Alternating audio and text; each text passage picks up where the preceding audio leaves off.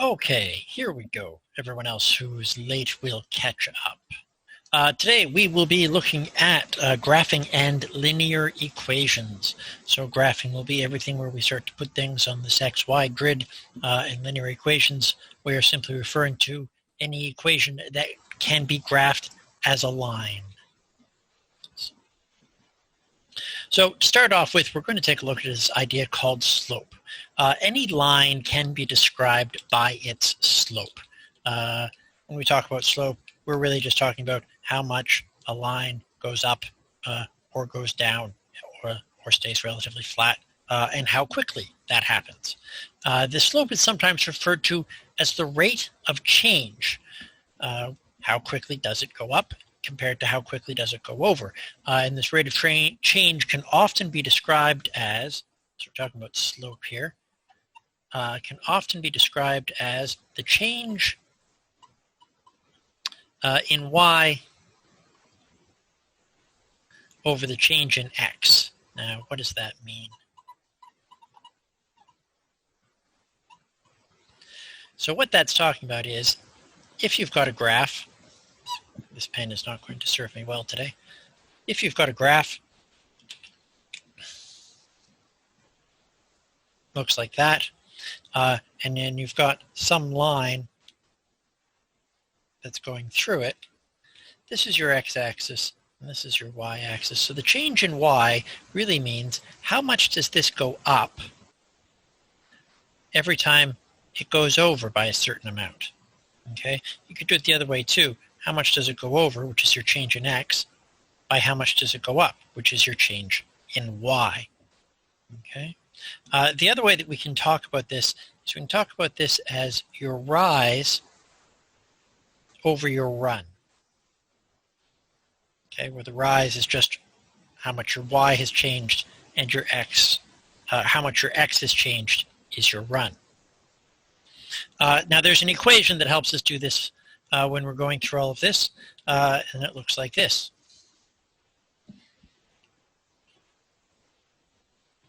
M is the letter we use to designate slope. Why do we use M to designate slope? Nobody actually knows. There's a number of theories about it. My theory is we ran out of other letters and M was available. So that's what we use. M designates slope. And the formula for this looks like this: y1 minus y2 over x1 minus x2. Okay, so what this implies is that we're going to have a pair of points, and we subtract the y values and put that on top. We subtract the x values and put that on the bottom. Let me do a specific example.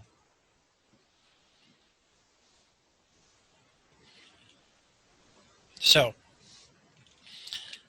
still looking at the idea of slope represented by the letter M.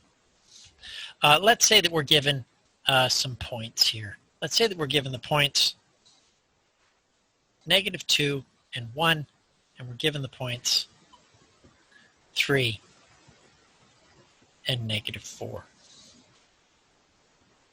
If we were to put this on a graph,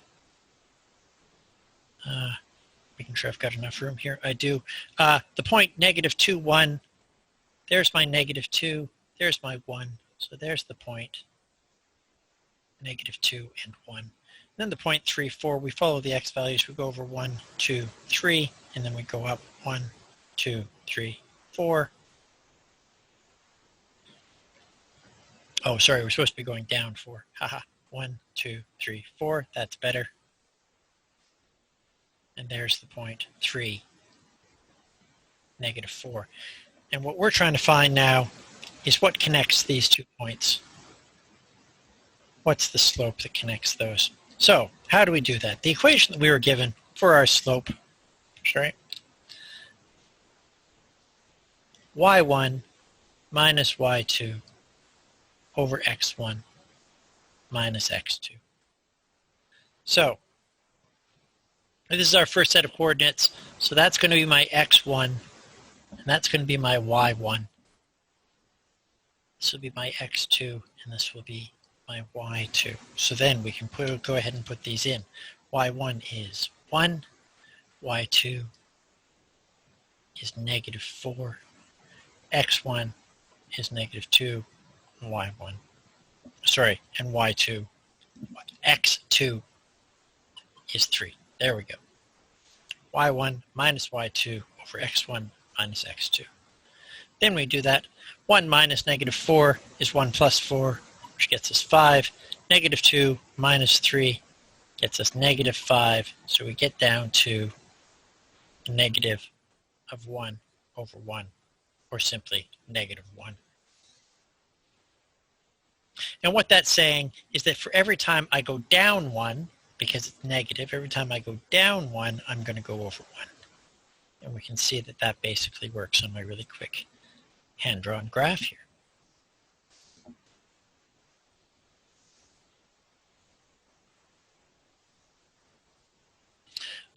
It doesn't matter which order we go, and that's an excellent point. Some people who have been taught this in the past as a y2 minus y1 over x2 minus x1, you'll get the same answer.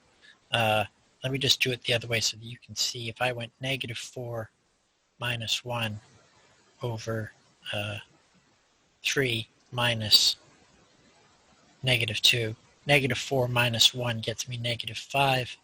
Negative 3 minus 2 still gets me 5, so this still gets me down to negative 1. Either way is fine. The most important thing to remember is that you want your ordered pairs one over top of the other. Okay?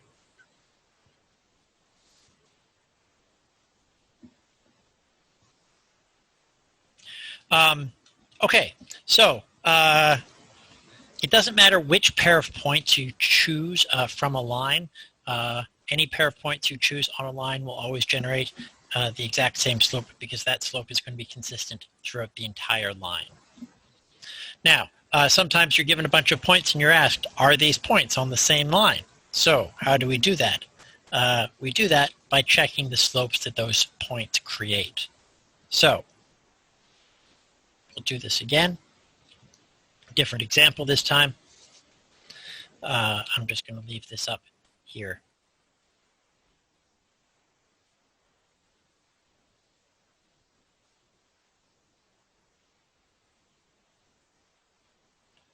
But I am going to get rid of the graph for the moment.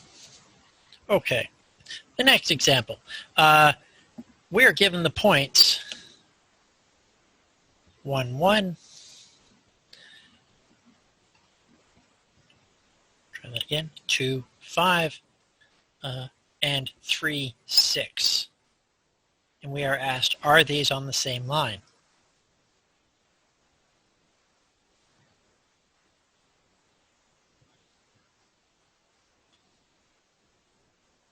And the way we check that is we just go ahead and we're going to try to find some of the slopes. So I'm going to try and find the slope between these 2 points, and then I'm going to try and find the slope between those 2 points. And that should let us know what's going on. So the slope connecting those to start with, I will take 1 minus 5 on top and 1 minus 2 on the bottom. 1 minus 5 on top gets me negative 4. 1 minus 2 on the bottom gets me negative 1. My negatives cancel, and 4 over 1 is just 4. I do my next pair of numbers, so I'll do 5 minus 6 now on top, and then I'll do 2 minus 3 on the bottom. 5 minus 6 is negative 1. 2 minus 3 is also negative 1, which just gets me 1. So these slopes are different. Because these slopes are different, I can say that those 3 points are not on the same line.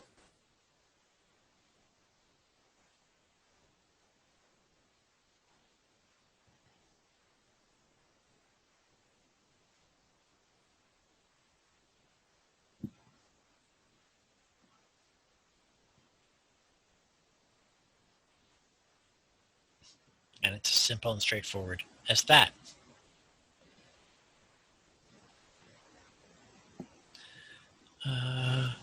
Why do I have it as 5 minus 1? I think I just chose the order differently. As you can see, the order doesn't matter. The big point is making sure that you've got your ordered pairs one on top of each other.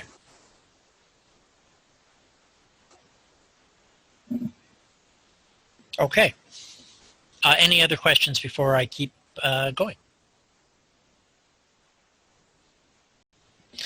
This idea of slope is probably the most central idea that you're going to deal with. If you can master that, everything else starts to crumble very easily, like a cookie.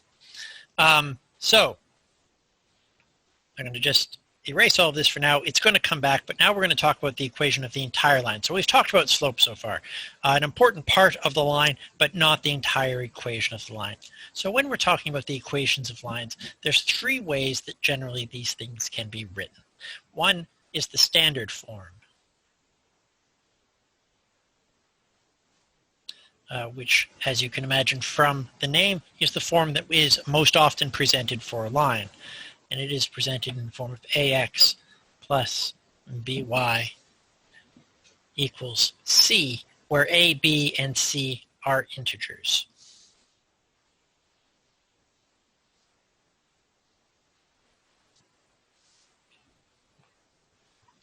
Which is to say they are whole numbers, positive or negative, between negative infinity and positive infinity. There's another form, and this is called the slope point form. We are going to do almost nothing with this form at all, except let you know that it's there. I don't find it particularly useful, but it takes this form. Y minus y1 is equal to m times x minus x1, where x1 and y1 are some point on your line.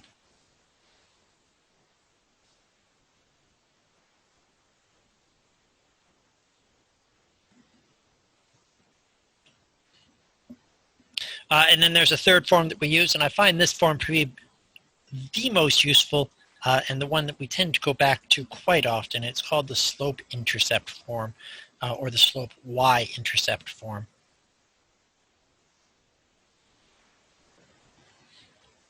And it looks like this: y equals mx plus b. And if you can just chant that to yourself over and over again, y equals mx plus b, y equals mx plus b, y equals mx plus b, that should pop into your dream sometime 5 years from now. You can go, oh, good, I still remember the equation for a line. This is everything. If you can cope with this form, you can do pretty much anything with a line. Okay, and this is where m is your slope, as we've been discussing. And the b is this thing called your y-intercept, and we'll talk about that in a little bit. Okay, and those are your three equations of your line. Typically, we're going to be working in your slope y-intercept form, and then when we finish, we rearrange it into the standard form to give our answer.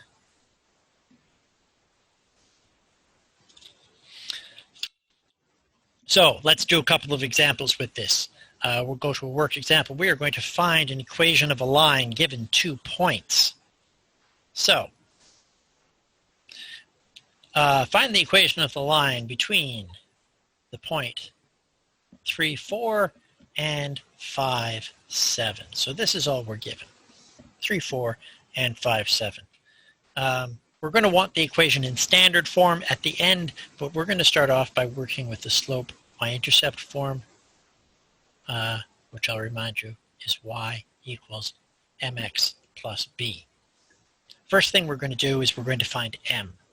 So we'll find our slope. I will do 4 minus 7, and therefore I will do 3 minus 5. 4 minus 7 is negative 3. 3 minus 5 is negative 2. My negatives cancel, and my final form of my slope is 3 over 2. Now I have my slope. I've got the m part. I also have my choice of values for x and y. I could use this x and y, or I could use this x and y. And it doesn't matter which one I use. I'm going to use the first one. I'm going to use 3 and 4, just because they're the first ones, no particular reason. So reminding myself that the equation of my line is going to be of the form y equals mx plus b. I can now replace y, m, and x with actual values. My y is 4. My m is 3 over 2. My x is 3. And then we still have the b. Now I'm going to work this equation to get b all on its own. So 4 is going to be equal to 3 times 3, which is 9 over 2. I'll subtract 9 from both sides, and we end up with 4 minus 9 over 2 will be equal to b. I'm going to bring this up to the other side. Subtracting fractions. As always, when we subtract fractions, we can treat it as if it's over 1, and then we make the denominators the same. So I'm going to end up with 8 over 2 minus 9 over 2, which in the end leaves me with negative 1 over 2. So this is where we take note. I now have a value for m, and I have a value for b. I can now take those and put them back into my equation. So the equation of my line is going to look like this. Y is equal to 3 over 2 times x minus 1 over 2. So that's the equation of the line in slope y-intercept form. We want the equation, though, in standard form in the end. So the first thing I'm going to do, I'm going to multiply by 2 everywhere to get rid of these denominators. So I will multiply this whole equation times 2, which gives me something that looks like that. And then I'm going to move the 3x to the other side, so I end up with negative 3x plus 2y equals negative 1. That is a perfectly correct form. If for whatever reason you don't like negatives right at the beginning, the other way that this could be written, and it's still correct, would be 3x minus 2y equals 1. Those are both correct.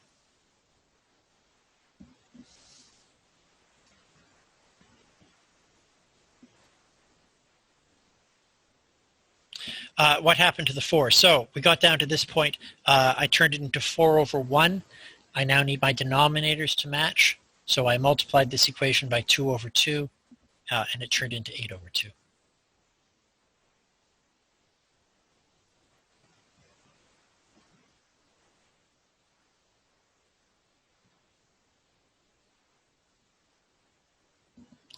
In the final equation,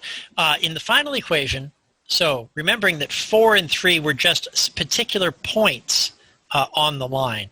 This now is the equation of the whole line. If I put 4 in for y and 3 in for x, here I should get 1 as a final answer.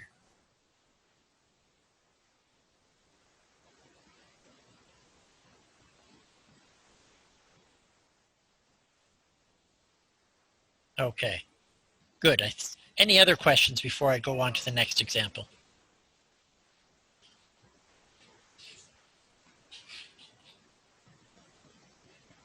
Okay. Do take note of this. This comes up a couple of times. There are some problems on this in the homework set. Okay, next worked example.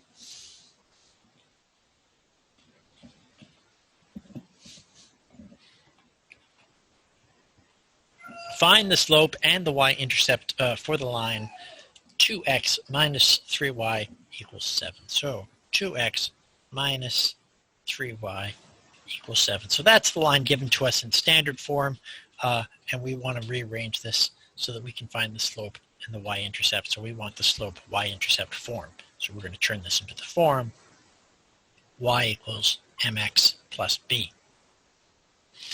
First thing I'm going to do is I'm going to move the 2x to the other side of the equation. So now I have negative 3y equals negative 2x plus 7.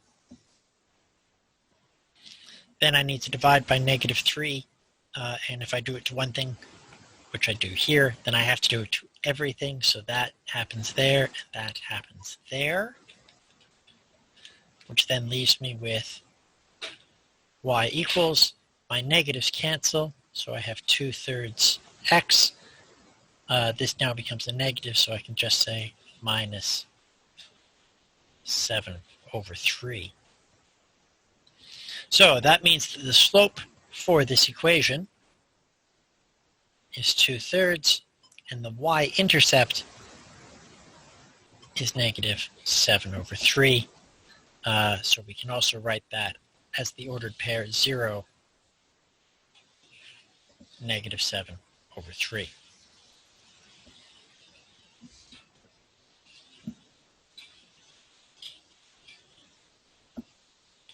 So that's basically your process whenever you're being presented with the standard form and you need to find your slope and y-intercept. You start by taking your 2x to the other side. Make sure that you put it in front of the other number just because then the form of the equation is in better shape. Divide by whatever in front of y everywhere. Simplify your terms and read out your answers.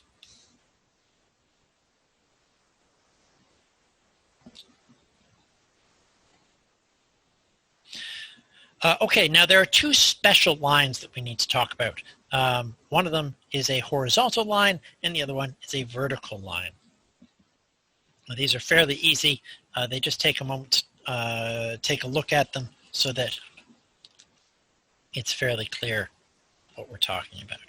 So, if we've got some sort of graph like this, remembering that's our x-axis and that's our y-axis, and we have a horizontal line, let's say like that. This line is going to be named based on its y-intercept, where it crosses the y-axis. In this case, we're somewhere around, let's say 1, 2, 3, let's say around 4. Okay? So this whole line, it doesn't even matter what the value of x is. It's not actually going to change. So the equation of this line is like this. Y equals 4. Wherever you pass through that axis, that's the equation of the line. You just go y equals, and it's going to be that number no matter what. When we're dealing with a vertical line, it's the same sort of idea. Now we're looking at where we cross this x-axis, which is to say the x-intercept. And in this case, if we go with 1, 2, 3, 4, let's call that 5. Sorry, and I'll just still stick the 5 over here just so we can see it.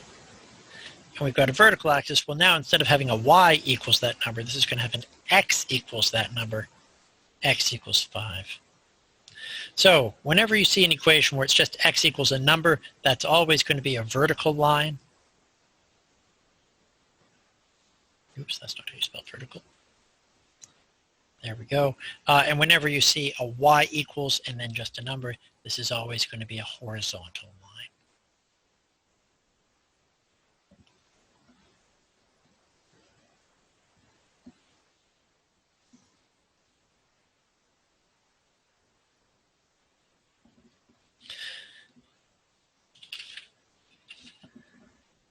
Okay, and now two special cases of lines. One of them is parallel lines, the other one is perpendicular lines. We'll look at parallel lines first.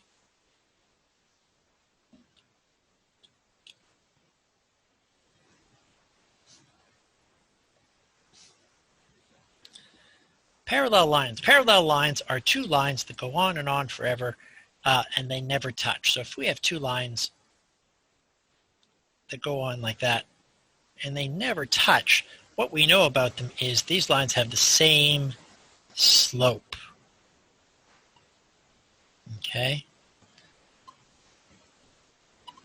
Which, when we take a moment and think about it, when you've got the same slope and your lines never touch, well, that makes sense. This line is going up and over at the exact same rate that this line is going up and over. And because they're going like that forever, they're never going to touch. So that's what you get with parallel lines.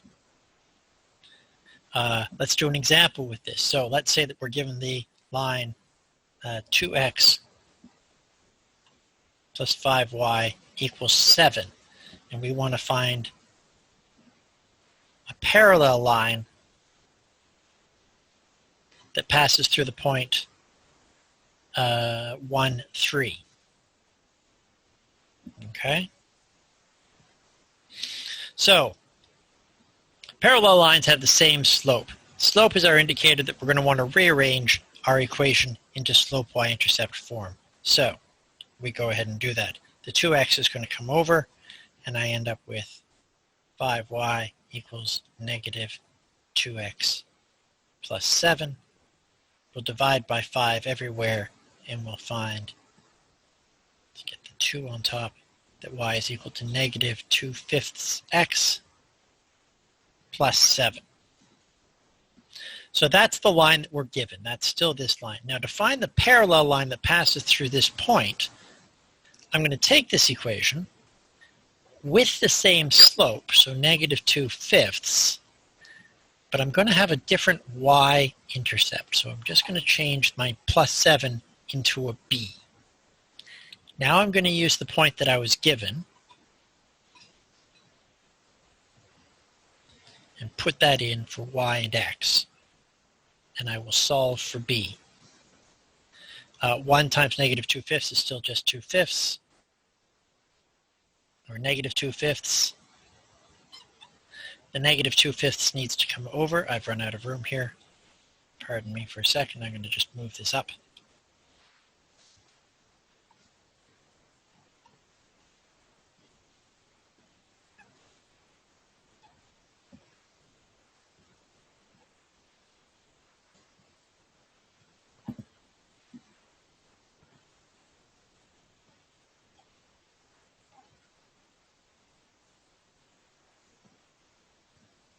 There we go. The negative 2/5 comes to the other side, and I end up with 3 plus 2/5 equals b. Remembering that when we deal with fractions, that becomes over 1. I'm going to multiply by 5 top and bottom.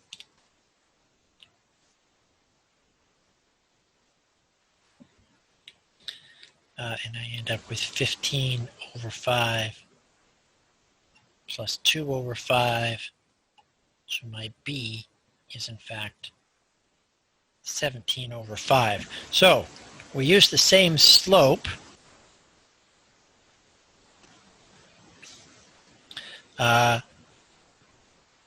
Negative 2 over 5x, and we use the new y-intercept, that new b. And that gets us that. That's in slope y-intercept form.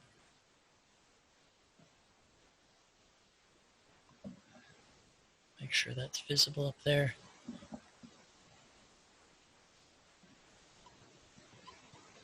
And we still need to get it back into standard form. I multiply by 5 everywhere, and I end up with 5y equals negative 2x plus 17. We'll bring the 2x to the other side, and we end up with 2x plus 5y equals 17. And there's our standard form. So this line, 2x plus 5y equals 17, is parallel to this line, 2x plus 5y equals 7.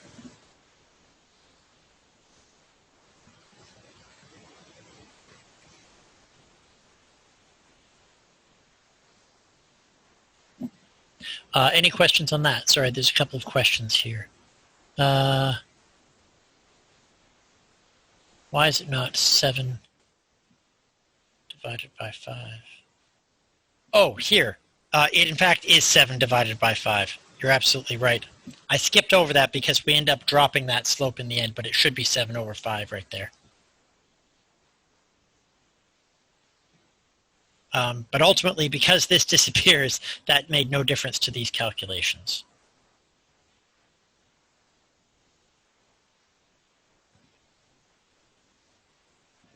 Where did the 3 come from? The 3 comes from the x, y values that we were given. So there's y is equal to 3.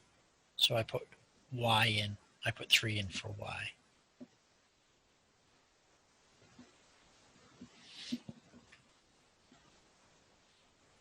I'll definitely do another one of these examples, but I'll answer these questions first. So we started with this, which was in standard form.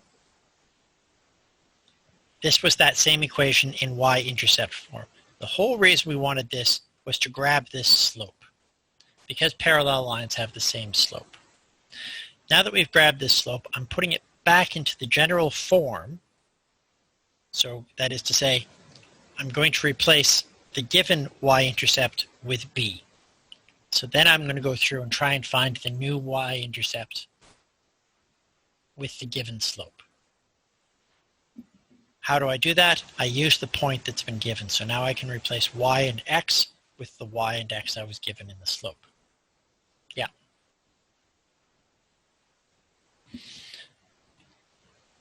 And then that's where these calculations follow through, and we end up down here in the y equals mx plus b form.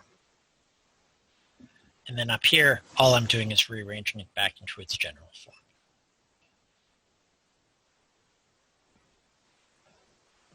But I will do another one of these. Any more questions, though, on these calculations before I go on to the next?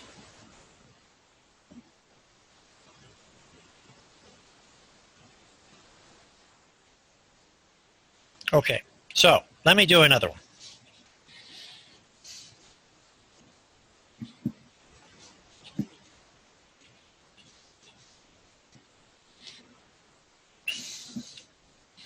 Let's say that we're given a line that is 3x plus 6y equals 1.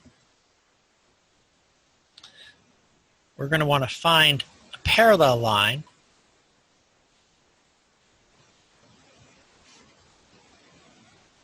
with the point,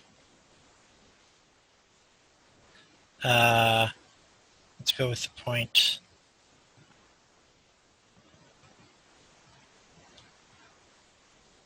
2, 3.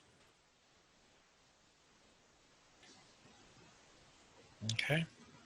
So, step 1, rearrange.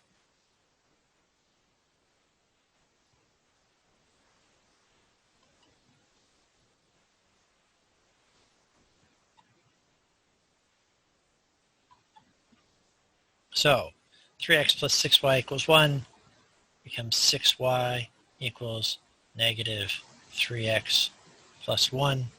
We divide by 6 everywhere. I remember to do it on that part, and then we simplify that.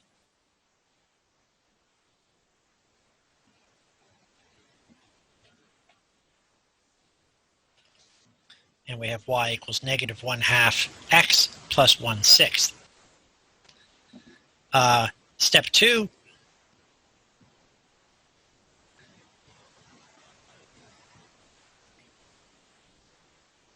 use the slope and the given point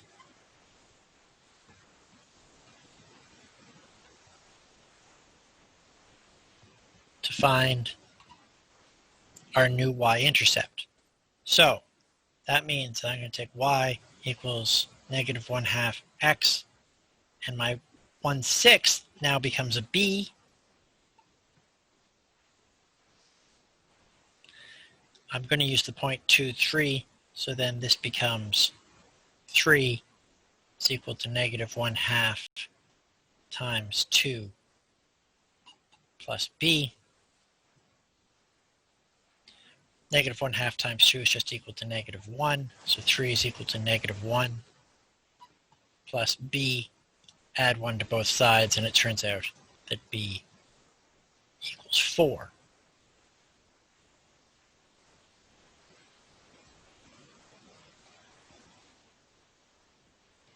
So we know that b is equal to 4. We know that our m is equal to negative 1/2.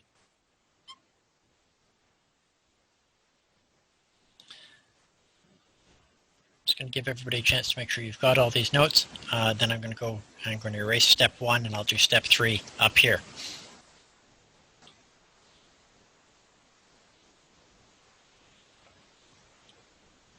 Okay, step 3.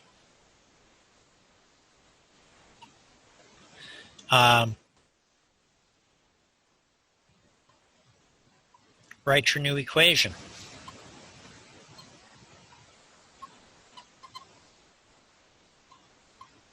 So,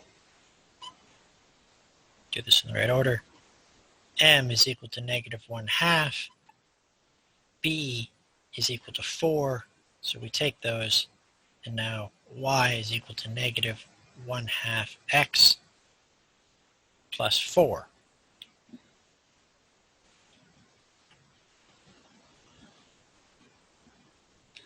And then step 4, our final step, write in standard form.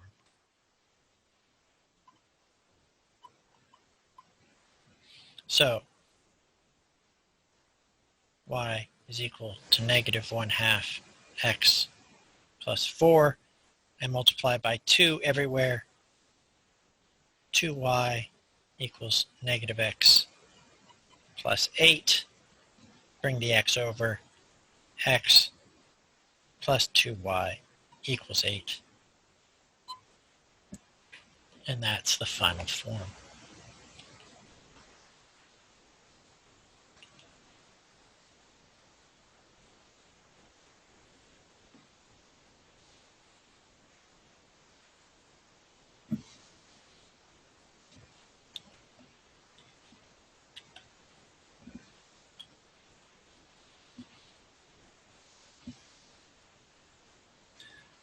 Okay, just checking in. Yes, for the most part, if you're asked for the final form tends to be in standard form, so it's like that. If you just get to this point where you've written it in y equals mx plus b form, I'm still good with that. The most that you're likely to lose is 0.5 point. So yeah, final form tends to be standard form.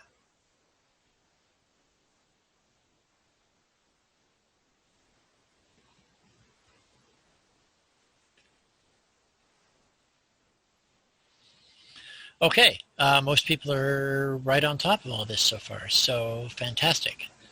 Okay, now I'm going to go on to perpendicular lines. If we still need to do more examples of this, I think there will be time at the end. So hold on to your questions about that. I'm going to do perpendicular lines now. It's a very similar process. Okay.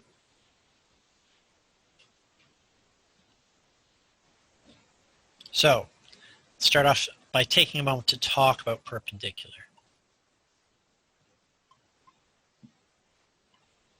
Perpendicular lines. Perpendicular lines are lines that meet at 90 degrees.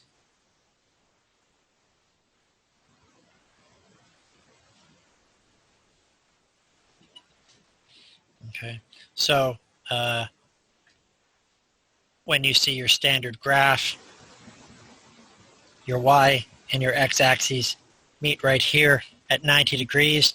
Those are perpendicular.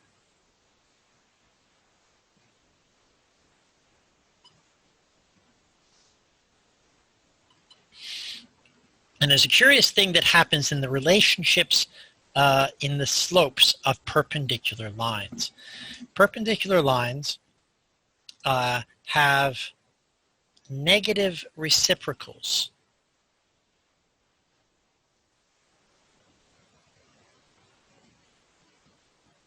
As slopes.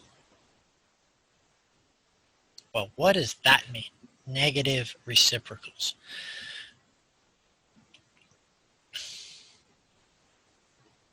Three over 2 and 2 over 3 are reciprocals, which is to say one is just the flip of the other.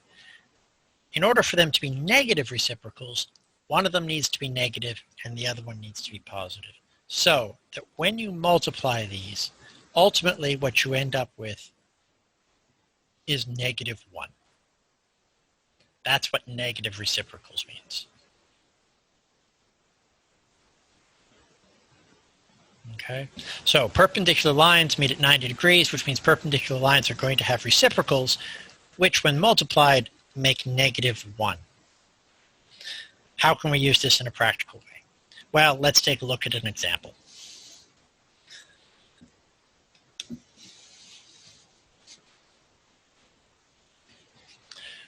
Let's say we have an equation We've seen this equation before. It's the exact same equation we were using to look at parallel lines. 2x plus 5y equals 7. But now we're being asked to find a perpendicular line, the symbol for which, by the way, is just an upside down T. That just means perpendicular. It's to show that there's a 90-degree angle. With the point, in this case, I think we're being given 6, 4. Yes. So we want to find a perpendicular line passing through the point 6, 4.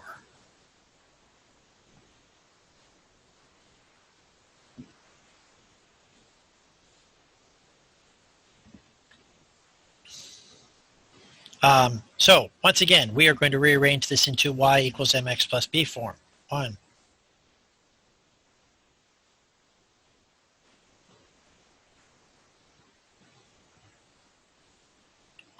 We're going to start by arranging it in y equals mx plus b. So the 2x goes over to the other side. And 5y equals negative 2x plus 7. Then we divide by 5 on both sides. I will do it to everything this time.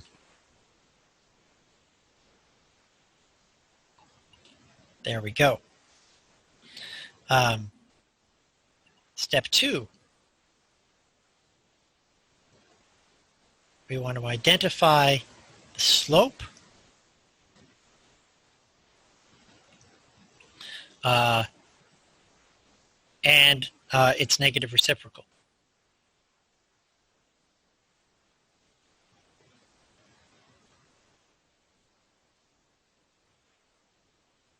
Okay, so the slope, and I'm going to call this the first slope, m sub 1,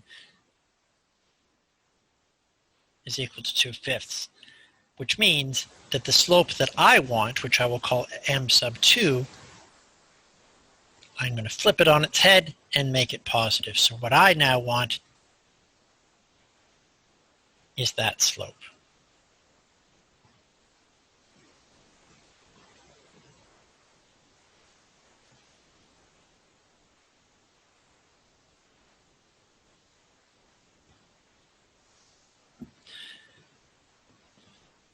Step number 3 starts off much the same as step number 1. We're going to arrange in y equals mx plus b form, and then we're going to find b with the point given. Okay, so using this, that means that I have y is equal to 5 over 2x plus b. I can use my numbers, so 4 is equal to 5 over 2 times 6 plus b. 2 goes into 6 3 times, so now I have 4 is equal to 15 plus b. We'll subtract 15 from both sides, and it turns out that negative 11 is my b. So now I can use my slope, and I can find my final form, or not my final form, but my slope y-intercept form to start with. So y will be equal to 5 over 2x minus 11.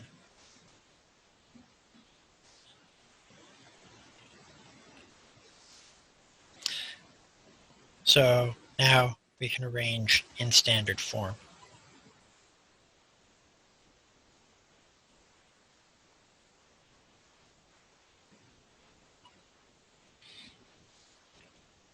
I start by multiplying by 2 everywhere, so 2y is equal to 5x minus 22.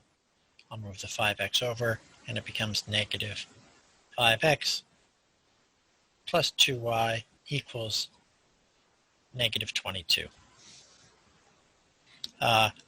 Also could be written, if you would prefer, 5x minus 2y equals 22. Both are correct.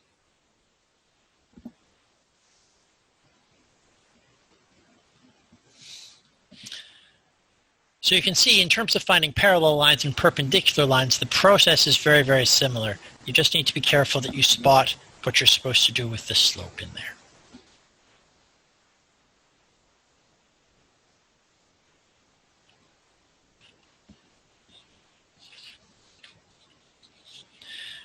Okay, now we're actually going to talk about the process of graphing.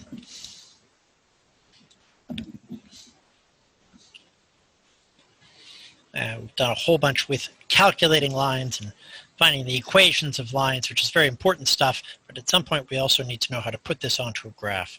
A brief note on graphing.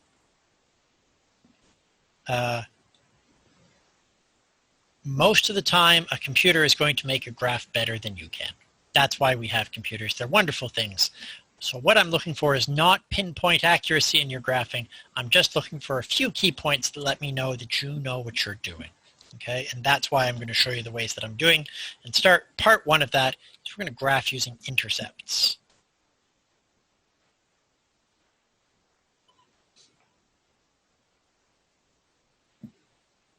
I've already been talking about the y-intercepts. Of course, that's our b. I talked about the x-intercept a little earlier when we were looking at vertical lines. Let me be explicit about what I mean by an intercept. An intercept is that place where you cross one of these axes. Okay. So if we have some line that's coming down like that, that is your y-intercept. It's where we cross the y-axis. And that is the x-intercept. It's where we cross the x-axis.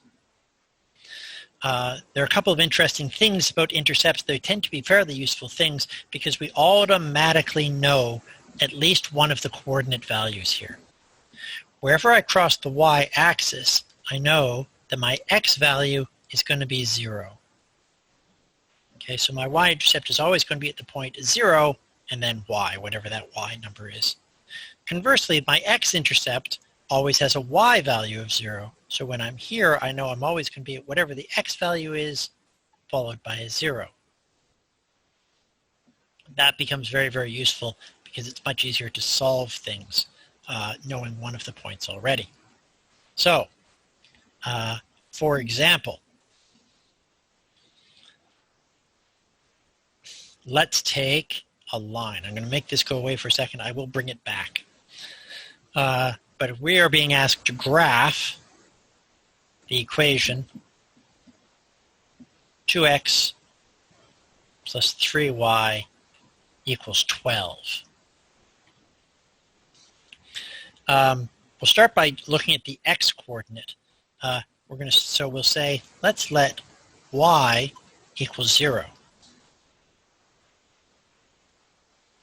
Then 2x plus 3 times 0 equals 12. Because we have 3 times 0 is 0, it just disappears, which means 2x is equal to 12, which means x is equal to 6, which means the point for our x-intercept is going to be 6, 0.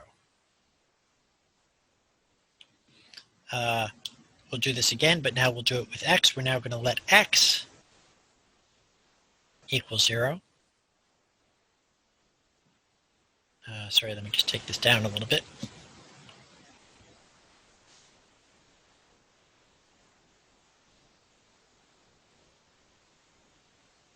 Then what we're going to have is 2 times 0 plus 3 times y equals 12. Well, 2 times 0 is simply 0. So 3y equals 12, which means that y equals 4. So we're going to have a point 0, 4.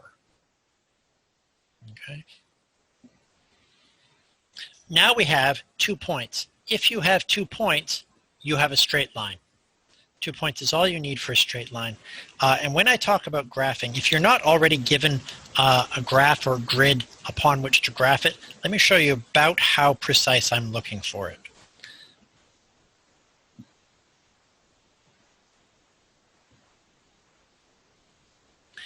Make sure you label X and Y. I am asking for that. When I ask for a well-labeled graph, I always want to see an X value there and a Y value there, please. From there, I want 6. 1, 2, 3, 4, 5, 6. There's my 6. And then on the Y, I need 4. So 1, 2, 3, 4. There we go.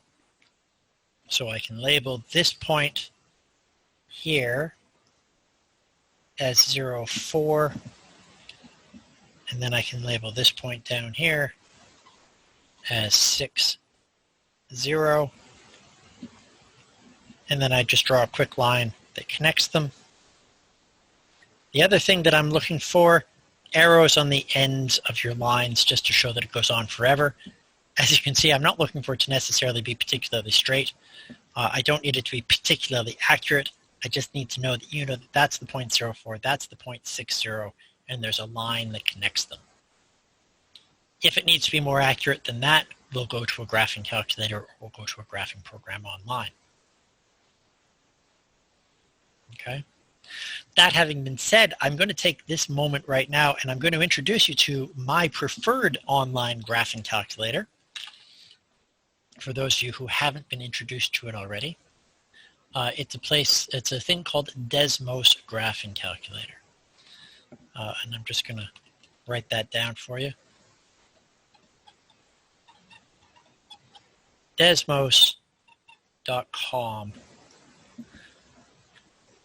And I think there might even be a /calculator on that.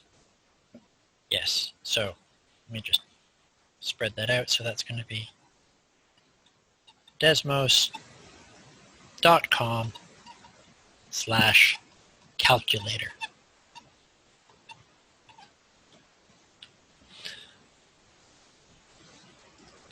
And it looks like this. Ta-da! And it does wonderful things. It's got all sorts of things that you can type in here, but if we went and we took the exact graph that we were just given, we can plug in 2x plus 3y equals 12, and up pops our graph. Now you can see that we crossed the x-axis right there at the point 40, or 0,4 rather, and down here on the x-axis at the point 60. If you're in doubt or you just like some sort of visual confirmation of the work you're doing as you work through your homework, I strongly encourage you to come in here and play with the Desmos calculator. I must state for the record, you are not allowed to use this on your test. Not that it would be particularly helpful anyway, because ultimately you still have to draw things on paper and show me how you got your work. But this is not, so don't rely on this at this point, but do feel free to play with this just to get a better sense of what's happening with lines. So that's Desmos.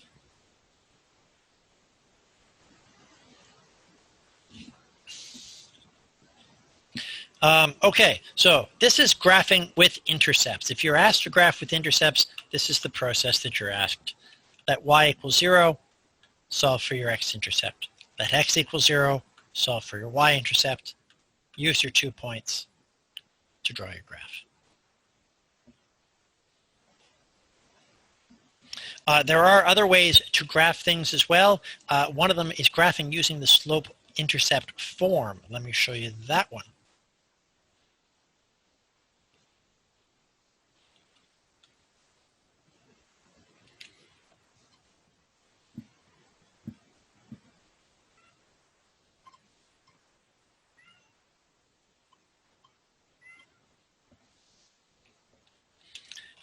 Okay, so when we go to graph in slope-intercept form, just make sure that I'm following my notes here.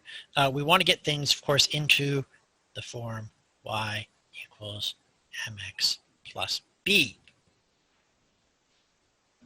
Let's say that we're given the equation x plus 3y equals 9. We start by rearranging.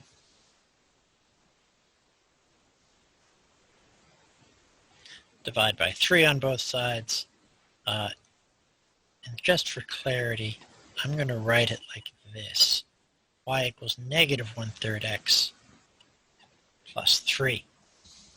So then there's my slope and my y-intercept form. My slope I now know is going to be negative 1/3, and my y-intercept is 3, which is to say it is the coordinate point 0, 3.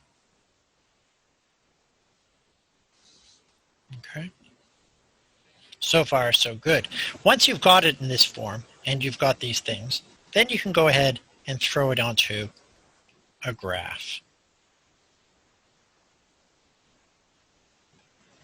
Where do you start? Start from your y-intercept. You're being given the point 0, 3. So we find that point. There's my 0, 1, 2, 3.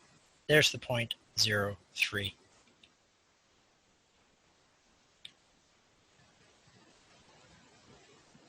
Now I'm going to use my slope. I'm being told my slope is negative 1/3. That negative 1/3 says I'm going to go down 1. Negative 1 says go down 1. And then the 3 on the bottom says go over 3. So it says to go running 3. So just need to make a few marks here so that I have some reference.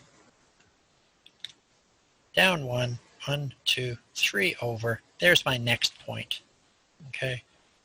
Which happens to be at the point 3, 2. And all I did to do that was I counted down 1. So instead of being at 3, now I'm at 2. And then I counted over 3, because that's what the slope told me to do. Found my point. Then we connect the dots,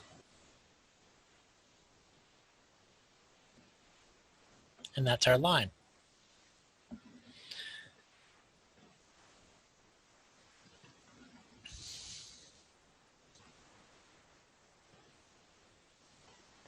Any questions on that?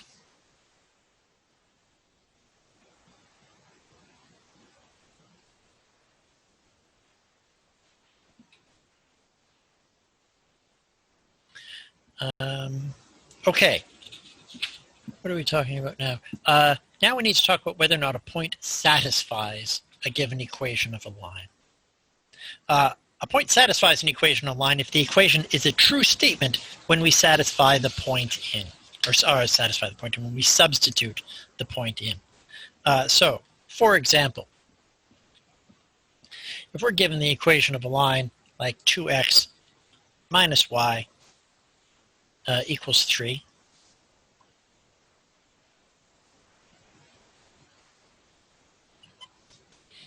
and we're asked, does the point 4, 7 satisfy this?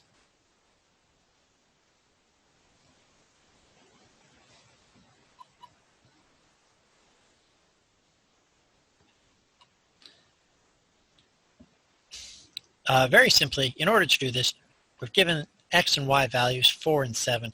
We're going to replace x and y with those numbers and see if they equal 3. So we're given 2x minus y on one side. We're given 3 on the other side. I'm going to go like this. So this is going to be 2 times 4 minus 7. 2 times 4 is 8 minus 7. 8 minus 7 is 1.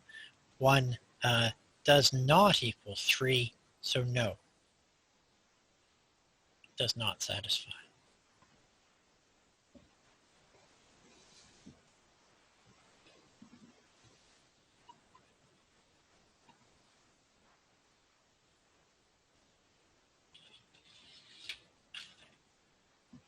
What if instead, though, we were given the point? So same equation. Oops, try that again.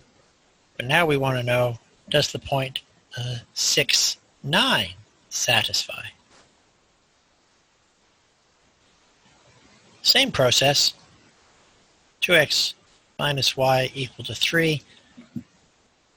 We'll replace x and y with 6 and 9. So 2 times 6 minus 9. 2 times 6 is 12. Minus 9 gets to 3, which is equal to 3. So yes,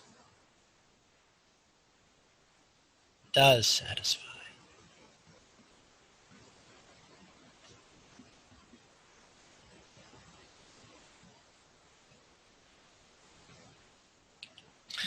So when a point satisfies the equation of a line, we know that that point, that ordered pair, will fall on that line.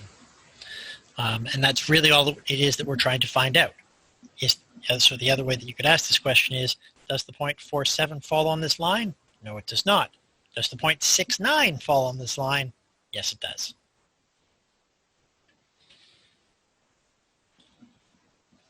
Any questions on any of that before we move on to inequalities?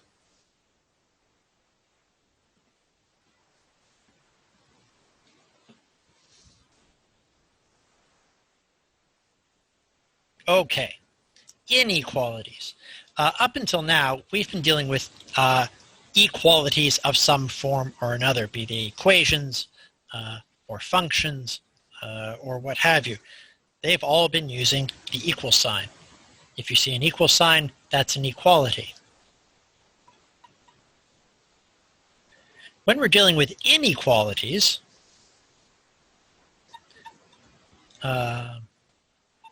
there are 6 possible signs that we might be dealing with. We might be dealing with that one. We might be dealing with that one. We might be dealing with that one. Or we might be dealing with that one. So what are we looking at? Greater than, less than, greater than or equal to, less than or equal to. Okay, that's all these are talking about. Now, in trying to remember which one is greater than, which one is less than, it's not particularly important. I always go with first way that I learned this. It's stuck in my head my entire life. I'm sure some of you have also heard it in some form. Alligator eats the bigger number.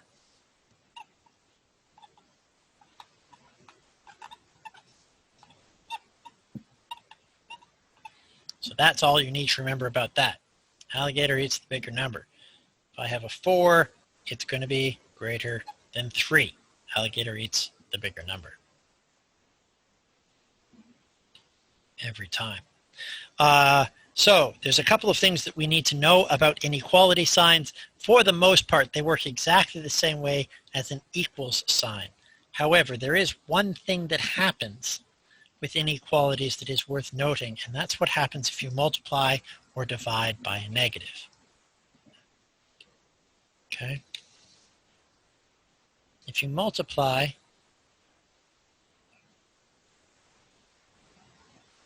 or divide by a negative,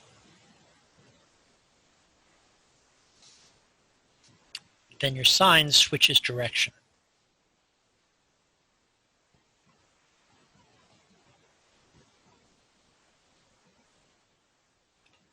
And here's the way I just generally work to remember that. 2 is less than 3. That's fairly straightforward. We know that already. If I multiply by -1 on both sides, then I end up with -2, which is greater than -3.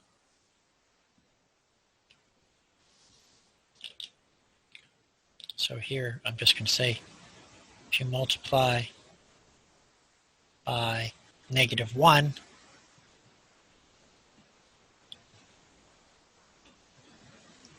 then -2 is greater than -3. So if you multiply or divide by a negative, the sign simply switches direction.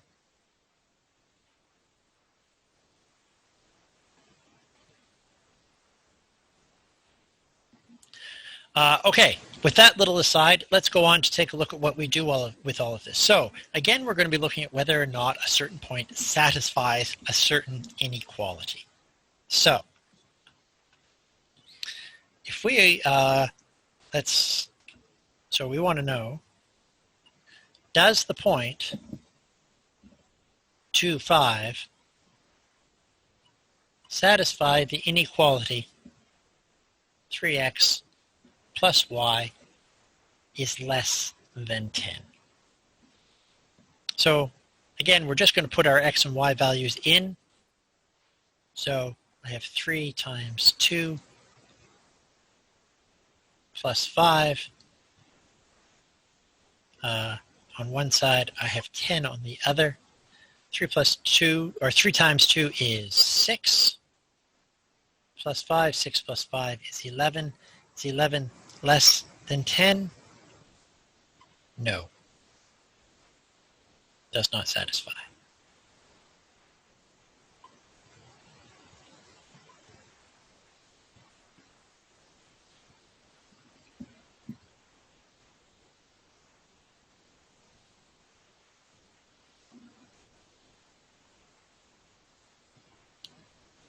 Okay, it's as simple as that.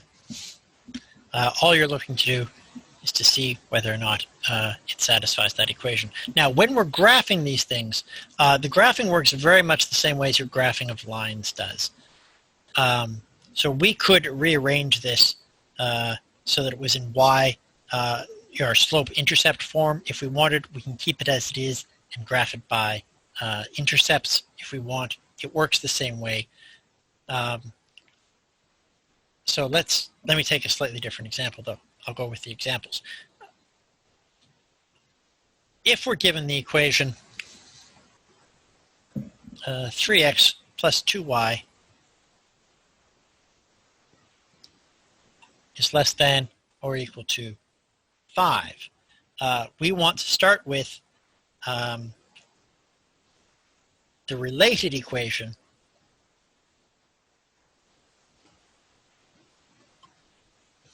So if we're given this, what we actually want to start with is the related equation 3x plus 2y equals 5.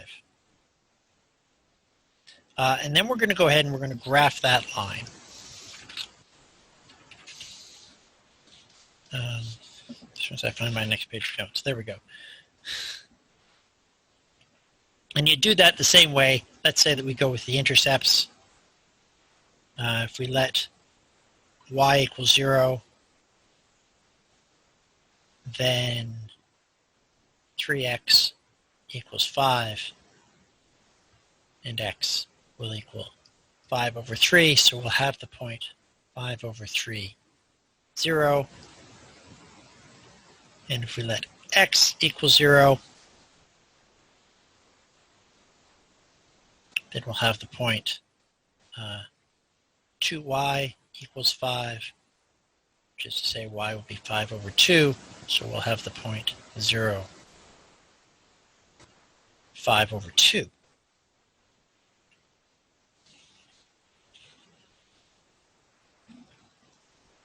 Sketch this on a graph really quickly. 5 over 3 is a little less than 2, so I'll just put it there. 5 over 2 is a little more than 2, so I'll put it there. So there's my point 5 over 3, 0. There's my point 0, 5 over 2. It has an equal sign on it, so I'm going to use a solid line. The next thing I do is I pick some point. I generally pick the point 0, 0 because it's really easy to spot. And I'm going to test the point 0, 0. When I say test the point, I want to know, does it satisfy this equation? So 3 times 0 plus 2 times 0, will that be less than or equal to 5? Well, 3 times 0 plus 2 times 0 is 0. Is 0 less than or equal to 5? The answer is yes. So why is that important? 0, 0 is there, which means this equation, when it's asking for less than or equal to 5, is graphing everything on that side of the equation.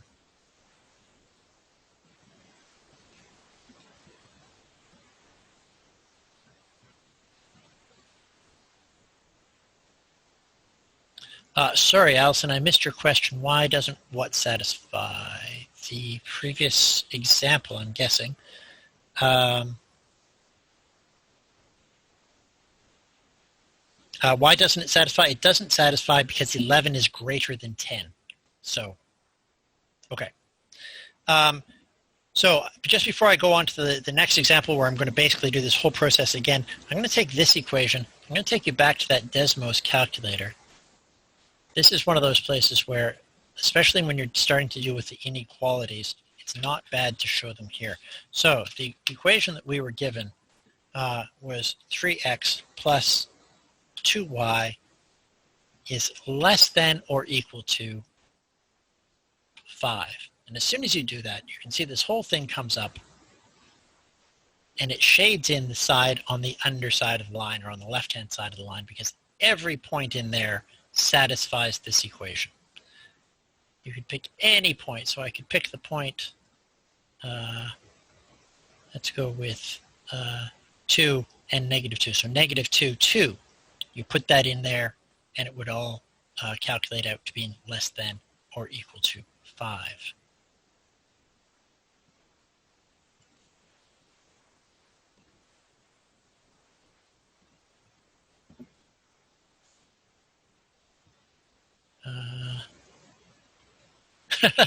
It's a very cool calculator.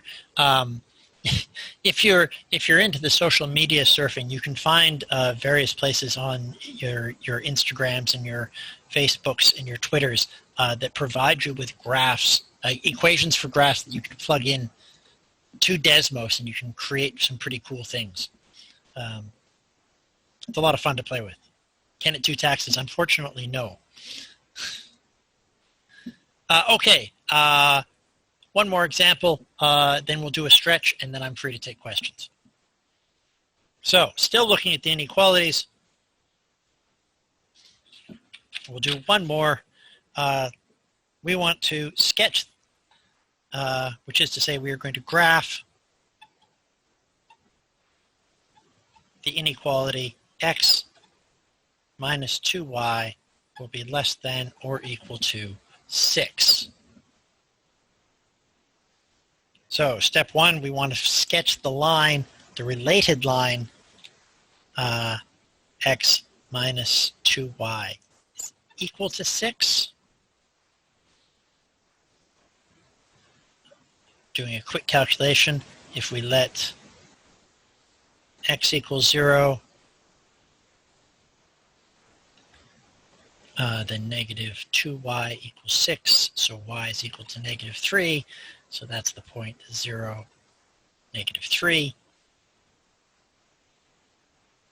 We'll let y equal 0, then x equals 6, that's nice and easy, so we also have the point 6, 0.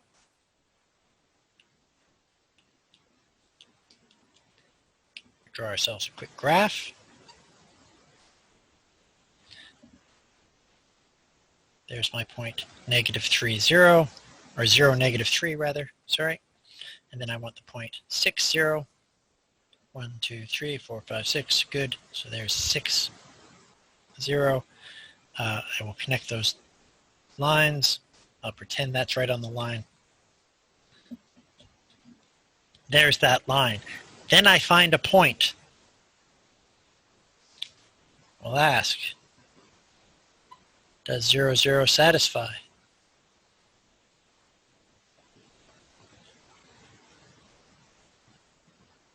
Zero minus 2 times 0 less than or equal to 6. 0 is less than or equal to 6, so yes. So that's that point right there. So this is the side of the line that I shade.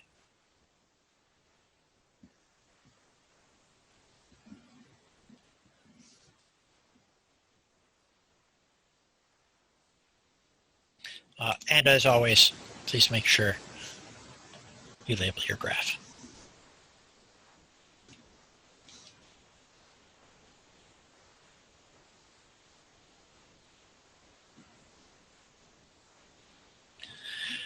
Okay, and with that, the second last lecture of this year's summer course has come to a conclusion. By my clock right now, we are at 5:47. Everybody take a 5-minute break. We will start up again at 5:52.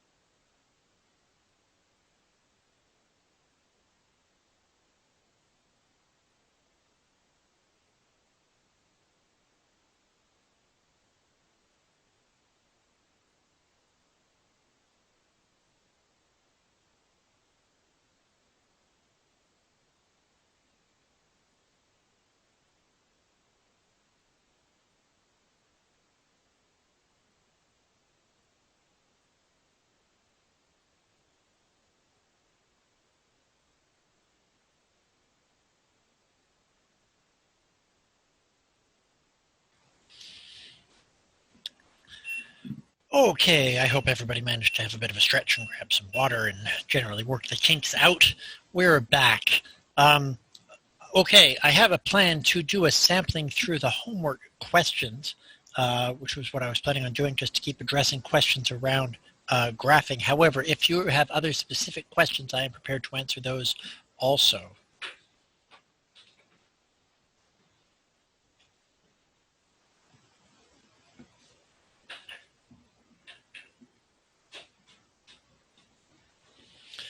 Okay.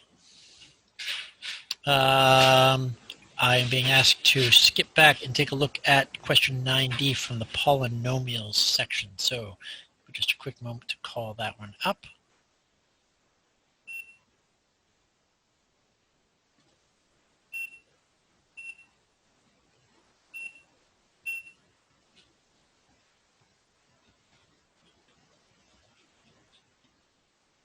Okay, 9D from the polynomials says, oh, let's go with a pen that's not going to give out on me.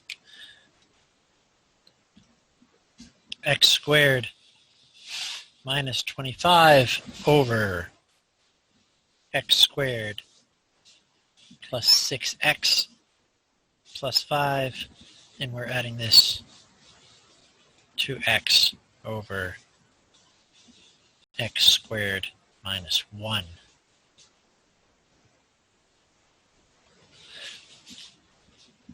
So, as with most of these questions, the very first thing we have to do is factor everything as much as we can. This is a difference of squares, so it factors into x minus 5, x plus 5.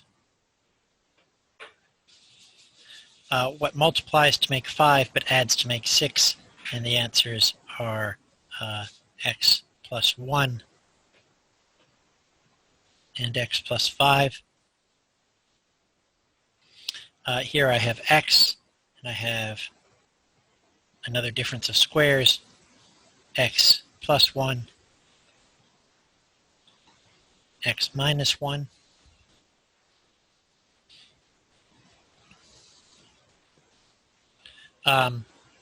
When we do this, one of the first things we want to spot is I have an x minus 5 over, or an x plus 5 over x plus 5. So those can cancel out and make my life much easier. The next thing we want to spot is I have x plus 1s already in common. With the x plus 5 disappearing, I then note that the only thing I need on this fraction is the x minus 1 factor. So that's what I'm going to multiply top and bottom by. X minus 1 and x minus 1. And when we do this, our bottom is just x plus 1, x minus 1. That's no problem. And then here, I get x minus 5 and x minus 1. I haven't done anything to the x, so it can sit there like that. Because I have to add this together, I'm going to multiply, I'm going to FOIL those out. I end up with x squared minus 5x minus 1x gets me minus 6x plus 5 plus x all over x plus 1, x minus 1. Negative 6x plus x, and we end up with negative 5x. And it's still x plus 1, x minus 1 on the bottom.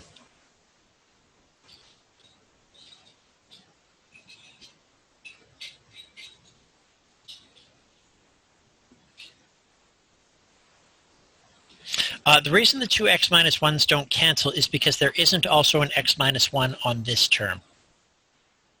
I would have to have x minus 1 on all three terms in order for it to cancel out.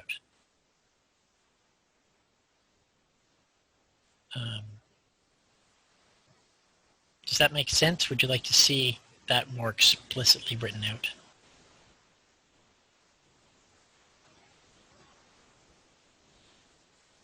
Okay, so just a quick little sidebar. when we're looking at any set, particularly in polynomial things, but anytime you've got an equation where you're adding something on top and there's something on the bottom and you're wondering what you can cancel, it often helps to go back and take a look at in terms of actual numbers that you can see. So let's say I had, I'm going to do this two ways. I'm going to do it one way where it does cancel and one way where it doesn't cancel. So let's say I had 14 plus 21, and this was all over 28. I'm choosing those numbers expressly because what I can see is that 14 is the same as saying 2 times 7. 21 is the same as saying 3 times 7. And 28 is the same as saying 4 times 7. Now there are 7s attached to each of those terms, so I can go ahead and cancel. However, if that equation was in fact 14 plus, let's say, 19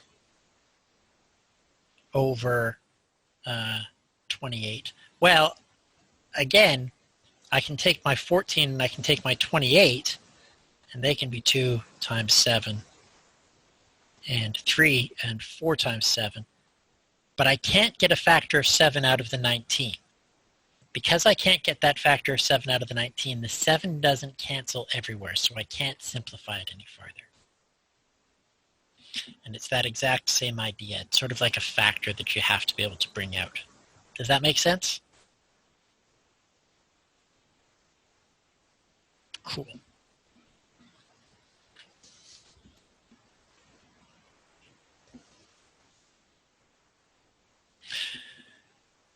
Just let people finish with that. And are there any other questions that somebody or anybody would like me to tackle while I'm here?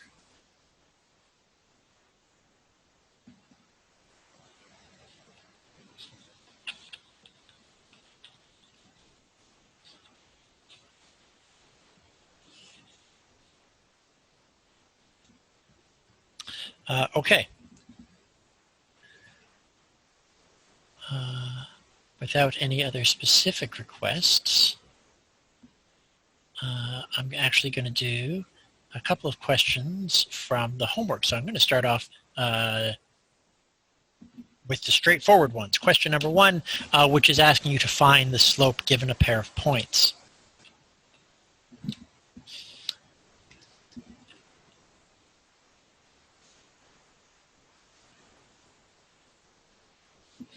I'm going to do a random selection.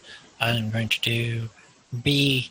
I am going to do E. And I'm going to do H, just at random. So, B is using the points -2, 7, and 4, -3. E is using the points 6, -2, and -3, 3. And then H is using the points 2, 5, and -3, 5.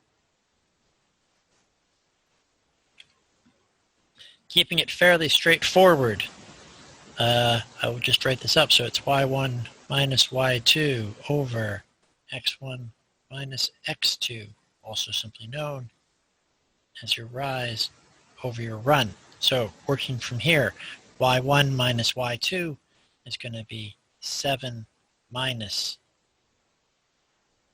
-3. x1 minus x2 will be -2 minus 4. 7 minus -3 is the same as saying 7 plus 3, so I end up at 10. -2 minus 4 gets me to a -6. That will reduce, and the whole thing becomes -5 over 3.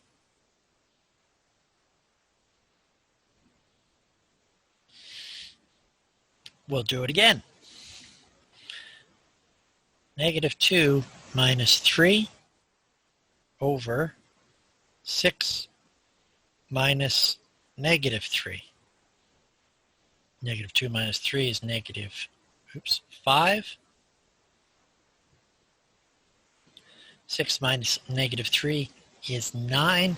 That doesn't get any simpler, so we're done.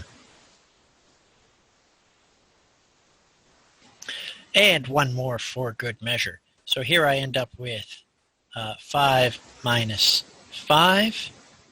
And here I end up with 2 minus negative 3. 5 minus 5 gets me a 0. 2 minus negative 3 gets me a 5. So what happens when we have a 0 slope like this? Well, what it means is all we have is a number for our x values. So in fact, what we end up with, this is our vertical line, x equals 5.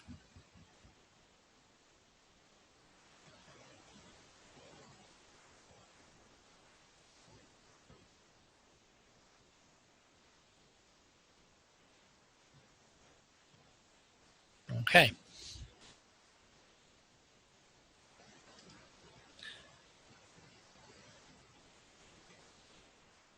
I'm now going to do a couple of question 4, which is to say, for each of the following pairs of points, find an equation of the line that passes through them and write your equation in the general form. So,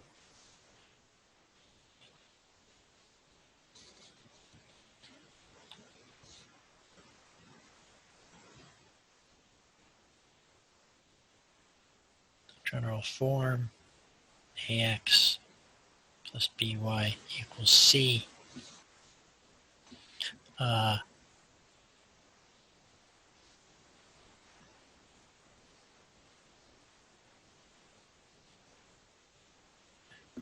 So where it's undefined, so that's a good question. So if we go back just for a second, if we have a slope of 0, 0 is not an undefined slope. We had 0 over 5 as our slope. This is not undefined, but it does mean the slope is 0. Wherever your slope is 0, you know that this means that you have a vertical line, or horizontal line rather. Horizontal, vertical. Oh, I had slope is 0.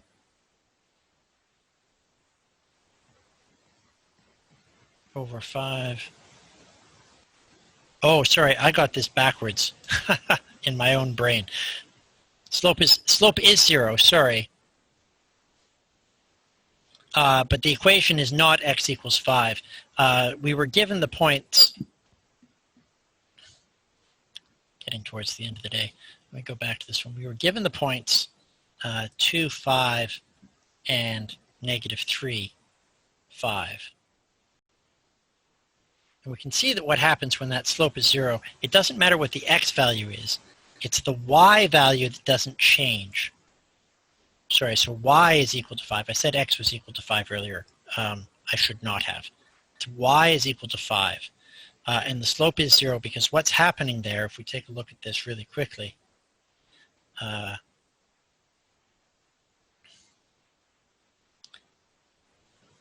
we have the point 2, 5, which is right there.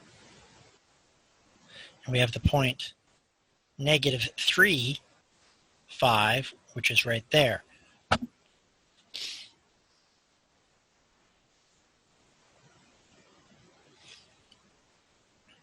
Which just makes a flat line like that. And the equation for that line is y equals 5. So whenever the line is flat like that, your slope is 0.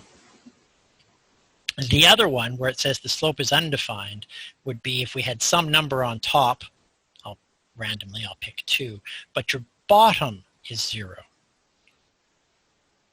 This is an undefined slope. Or the easier way of saying it is simply nope. And the reason we say that is because you're not allowed to divide by 0. So if you get 0 over anything, yes, you can write the answer as 0. And when you see this, you'll get something like this if your x value doesn't change. So if your line is going straight up and down like that, if you have a vertical line, you will have an undefined slope.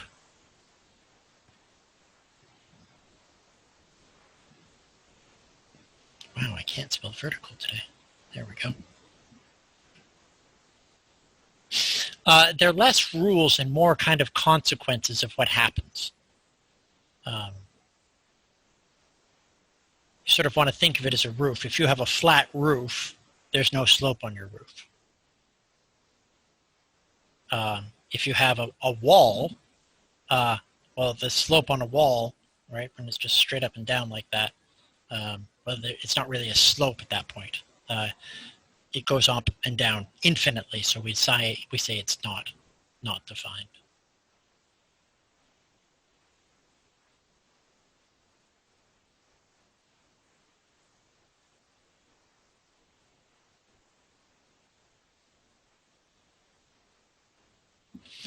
Okay. Sorry for that confusion earlier. Is that a little bit more clear now? Excellent. Okay, back to what I was about to do. How much time have I got left? I still have just over 10 minutes left. I want to do a couple of examples where you see me do the equation of a line, and then I'd like to do a couple of examples of parallel lines and perpendicular lines, if I can fit this all in to the remaining time. So I'm just going to do a couple of each. So I'm going to do question 4B, and I will do 4D. So 4B, we want the general form from the points 2, 5, and 3, 7. And then with D, we're going to go with 0, 8, and 9, 1. Step 1, slope.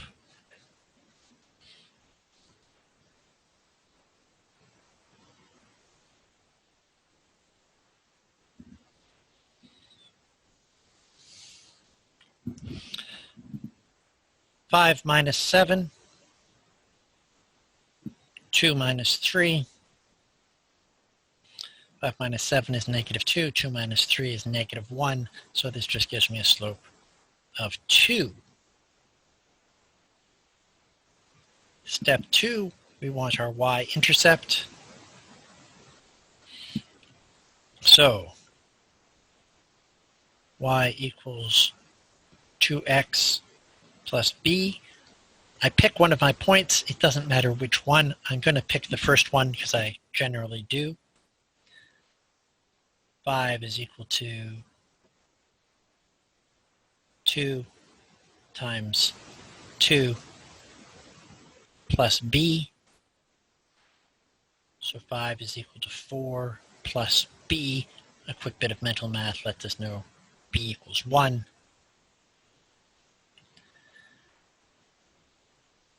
I will come back to this in a minute. Step 3. Slope-intercept form.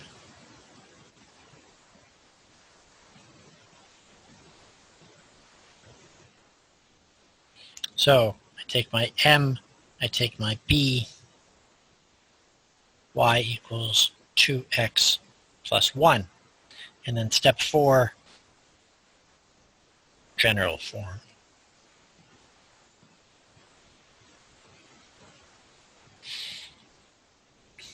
I'll subtract 2x from both sides, so I end up with negative 2x plus y equals 1, and that's perfectly acceptable.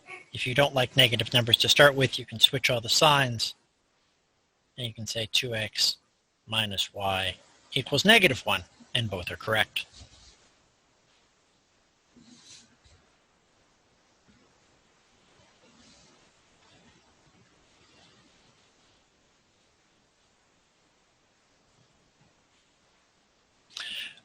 Okay, for D.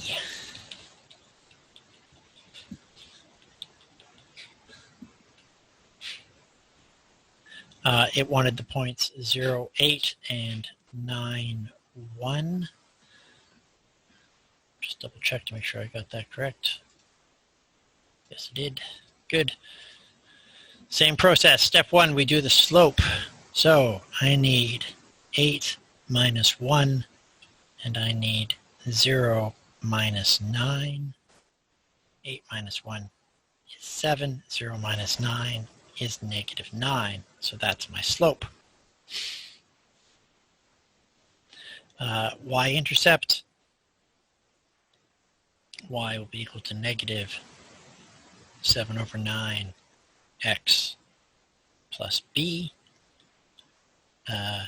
Now, this is where, if you stop and remember how it is that we identify our y-intercept, whenever our x value is 0, our y-intercept is there, I can immediately just stop and spot, oh look, I'm being told right there what my y-intercept is. Sometimes this happens in a question, and you can just go ahead and use that. I will show you how it pops out anyway. If I put in 0 for x and 8 for y, 8 is equal to negative 7 over 9 times 0 plus b. Well, that makes this all cancel out. So my b is just 8. So then I can finally write the equation of my line in slope-intercept form like that. I'll multiply by 9 all the way across, and I end up with 9y equals negative 7x plus 72. We bring the x over, 7x plus 9y equals 72.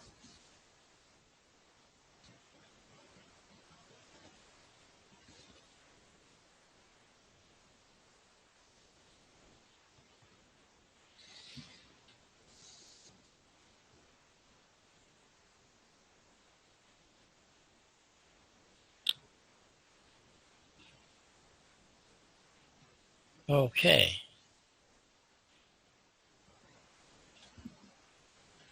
I'm pretty sure I had some. Yes, parallel equation lines. Okay, this is going to be question 9. And this may be all I have time for today. So, question 9 is asking for us to find the equation of the line in standard form, which is parallel to 2x minus y equals 5. So we need to find the parallel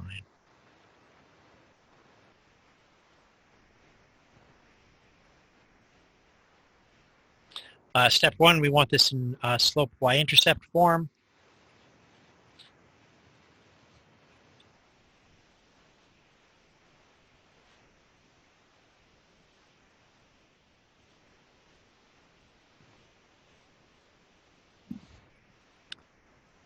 So 2x minus y equals 5. Negative y equals negative 2x plus 5, which means that y is equal to 2x minus 5, which means our slope is 2. Step 2, we want to find the new b. So y equals 2x plus b. Oh, sorry, parallel line. What was the point we were given? Helps if we have that. Parallel line passing through the point 3. 3. There we go. So then I'll take my point 3, 3.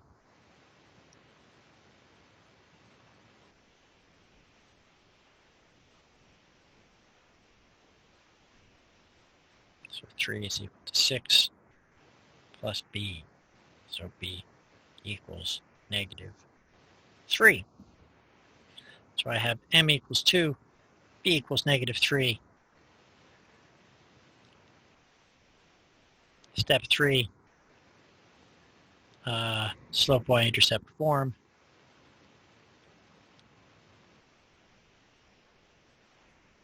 So y equals 2x minus 3. And then step 4, standard form.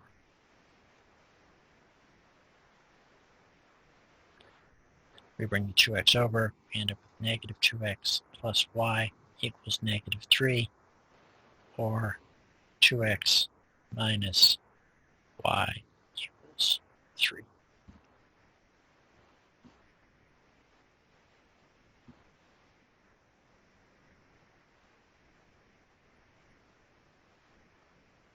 Okay. And I think with a couple of minutes to spare, we will call it there for this week, unless there are any questions on any of this.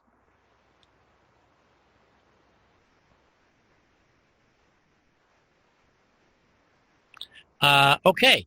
As always, test day on Thursday. No new tests available, but for those of you who haven't done the earlier tests yet, fractions geometry is still available. Exponents, what did we have with exponents? Polynomials and functions also. Trigonometry, exponents, polynomials, functions. They're all good to go. Jenna, you'll be on test number 2. Thank you. So yes, that was exactly what I was going to follow up with. If you're planning on taking a test, please let me know so I can make sure that it's all set up for you. So that's the exponent trig.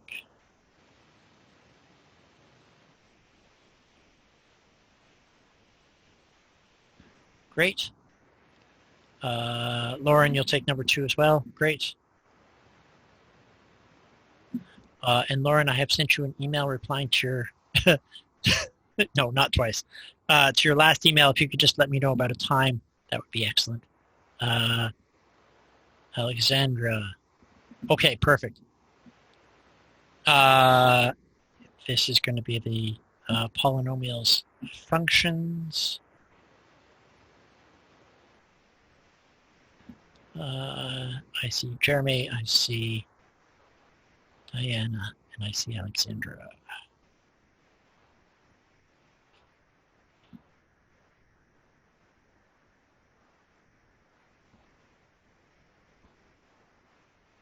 Diana. Okay, good. And if there are any other questions that you're dying to ask me as you prepare for your test on Thursday, and you just can't wait for the actual questions session, feel free to send me an email. I will get back to you as quickly as I can. Otherwise, you can hold on to the question until we get ready on Thursday and I can answer questions. And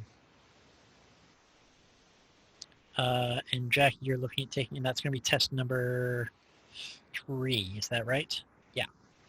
And actually, and I can answer that for you right now. So domain values and range values. Let me just finish writing down your name, Jackie. This is, they can get very confusing, but they don't need to be. So when you're talking about domain is your x values. And when you're talking about range is your y values, also known as your f of x values, okay, whatever it's equal to.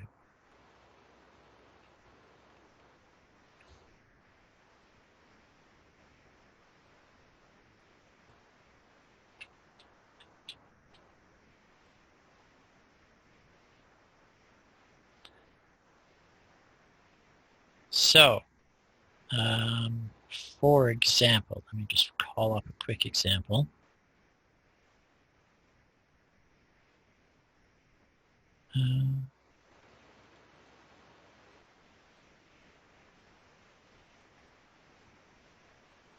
Let's say, so if you're being asked for it, I'm trying to find where it is now, what are the range values that corresponded to a domain value of? Okay, so there we go. So question number 4 from the homework. This is from the polynomials homework. Question number 4. It says a linear function, f of x, There it is. Takes the domain value x, boom, multiplies it by 6, so we have 6x, then subtracts 5. So there we go. Find the equation for f of x. We've just done it. What range value corresponds to a domain value of 2?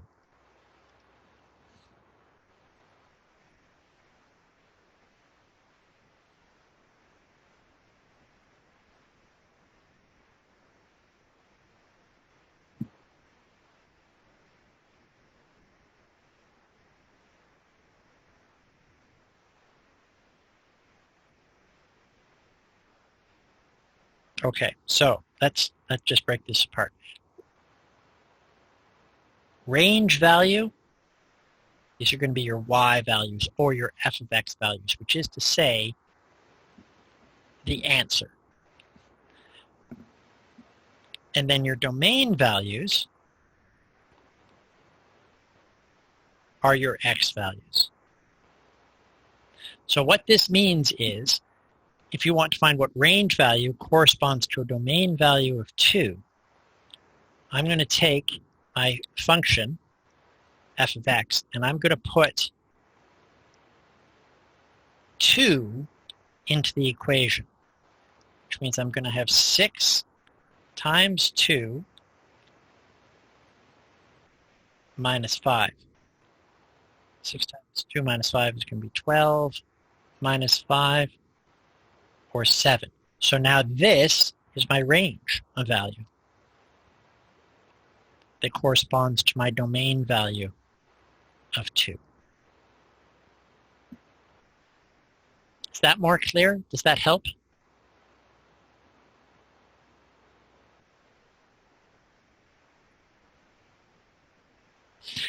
It is, and I don't mean it to be. I'm just trying to use language that you're going to be seeing on a regular basis. So when people are talking about domain values and range values, this is part of the reason why I try to let people know everything is always alphabetical.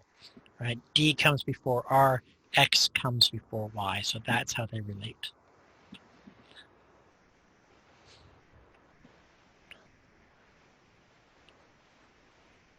Okay.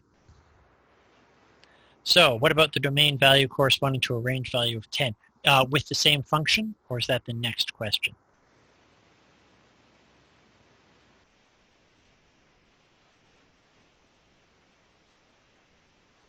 Same function. Okay, so you would do the same. So if we have a domain value corresponding to a range value of 10, so if our range value is 10,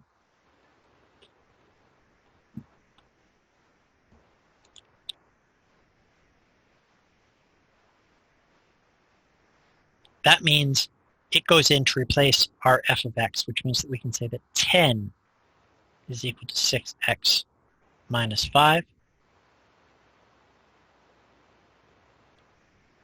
Okay, then we solve for x. So I'll add 5 to both sides. 15 equals 6x. Then we divide by 6.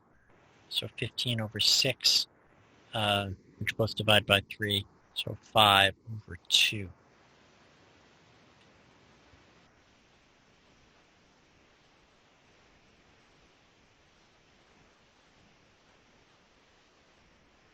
So if you're given the domain value, you replace that for x. If you're given the range value, that becomes what your function is equal to, and then you solve for x.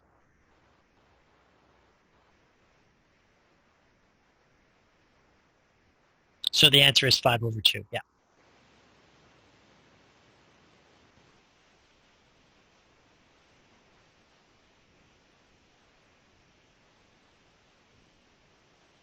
Cool.